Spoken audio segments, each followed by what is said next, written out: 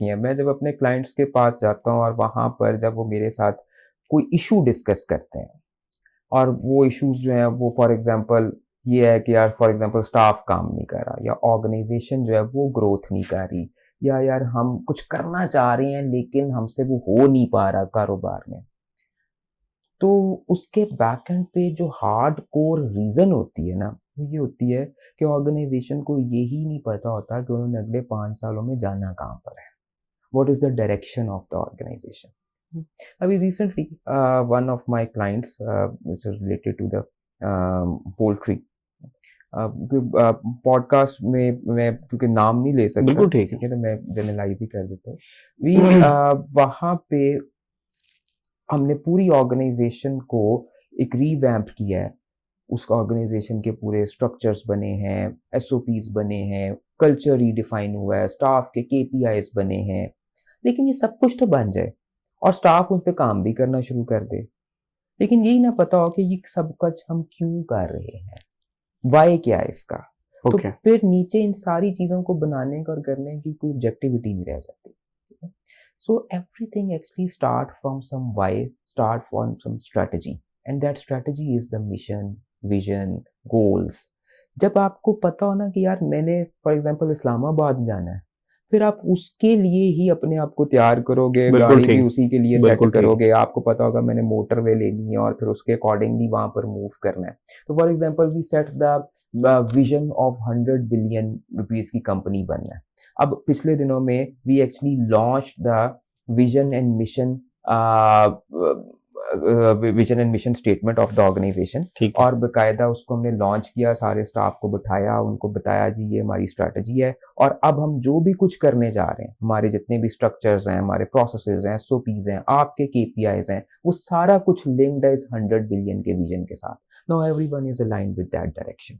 तो ये जो मिशन और विजन है ना, ये आपको डायरेक्शन देती है और विदाउट डायरेक्शन कोई भी बिजनेस जो है उसकी ग्रोथ नामुमकिन है। अच्छा, ये भी बताइएगा कि हमें ये लगता है कि ये जो बात हमने की आखिरी बात है और मेरे से ज़्यादा किसी को यहाँ पे पता नहीं है, ठीक है? तो आप पढ़ाते हैं, सीईओज़ को भी पढ़ाते हैं, डायरेक्टर्स को भी पढ़ाते हैं। तो ये जो लोग लीड कर रहे होते हैं या सीईओज़ हैं, इनके लिए कोई पढ़ने के अमल के सिलसिले को जारी रखना कितना ज़रूरी होता है? या कोई ज़रूरत नहीं है? देखो इसमें शायद 2 पॉइंट्स हैं। पहली चीज़ तो ये है कि कोई भी शख्स अक्ल कुल नहीं होता। बिल्कुल ठीक। ठीक है? कोई भी बात एब्सोल्यूट नहीं है। देखो 2 तरह की साइंसेज़ हैं, एक है नेचुरल साइंस, एक है सोशल साइंस, ठीक है? ठीक है। नेचुरल साइंस के अंदर ना ये फिज़िक्स, केमिस्ट्री, बायो और आप समहाउ उसको मैथ्स को शामिल कर लो, आप कह लीजिए 2 + 2 4 ही है। ठीक है। Every action there is an equal and opposite reaction, बिल्कुल न्यूटन ठीक। का ये लॉ है जी, मोर और लेस ऐसे ही होगा। ठीक है? ये है जिसे हम कहते हैं कि जी नेचुरल साइंस। ये इसमें जो भी बात की गई वो एक फैक्ट है, एक हकीकत है, ऐसे ही होना है। लेकिन जो सोशल साइंस होती है ना, जहाँ पर ह्यूमन इन्वॉल्व हो जाता है, वहाँ पर किसी एक शख्स ने अगर कोई बात की है ना, तो उसकी बात के उलट में भी कोई बात जो है वो भी उतनी ही ऑथेंटिक हो सकती है। ठीक है ना? एक थ्योरी के अगेंस्ट भी कोई थ्योरी हो सकती है। बिल्कुल ठीक ठीक। है? तो in the social science where there is a human involve, वहाँ पर कोई भी बात एब्सोल्यूट नहीं है कि बस जो मैंने कह दिया वही होएगी। आपका पॉइंट ऑफ व्यू भी ठीक हो सकता है, किसी दूसरे का पॉइंट ऑफ व्यू भी ठीक हो सकता है। ठीक है? एक बोहर था, एक साइंटिस्ट, उसने बड़ी अच्छी बात की थी कि हर हकीकत के मुत्तज़ाद में भी कोई हकीकत जो है वो हो सकती है और वो भी ठीक हो सकती है। ठीक है? बिल्कुल ठीक। एक तो चीज़ ये होगी। दूसरा पॉइंट ये है कि अब कोई अक्ल कुल नहीं है, कोई 100% बात जो है वो ठीक नहीं कर रहा, कोई दूसरा भी ठीक कर सकता है। इस चीज़ की भी मैच्योरिटी कब आती है? जब इंसान पढ़ता है, जब इंसान कंटिन्यूअसली लर्न करता है।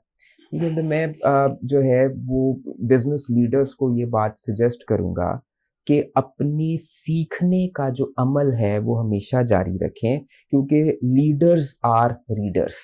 ठीक है? और बल्कि आपके पॉडकास्ट के थ्रू मैं अभी मैंने रिसेंटली 2024 में एक बड़ी एक मज़ेदार बुक पढ़ी है, डेविड नोवेक की। It's book is how leaders learn. ठीक है? कि लीडर्स किस तरह से सीखते हैं, वो अपने पास्ट से कैसे सीखते हैं, वो अपने आसपास के एनवायरनमेंट से कैसे सीखते हैं, और फिर वो बहुत से ऐसे कामों में अपने आप को इन्वॉल्व करके कैसे सीखते हैं जो उन्होंने पहले कभी किया ही नहीं। बिल्कुल ठीक ठीक। है? तो लीडर्स जो है ना, उनको हर वक़्त कुछ ना कुछ सीखना है, कुछ ना कुछ नया पढ़ना है, रीड करना है। अच्छा, अब इसके पीछे ऐसा क्यों है कि क्यों ये काम करना है? बिल्कुल ठीक। क्योंकि जितना कोई भी कारोबारी शख्स, कोई भी बिजनेसमैन, कोई भी लीडर पढ़ता है ना, उतना ही उसको नए आइडियाज आते हैं।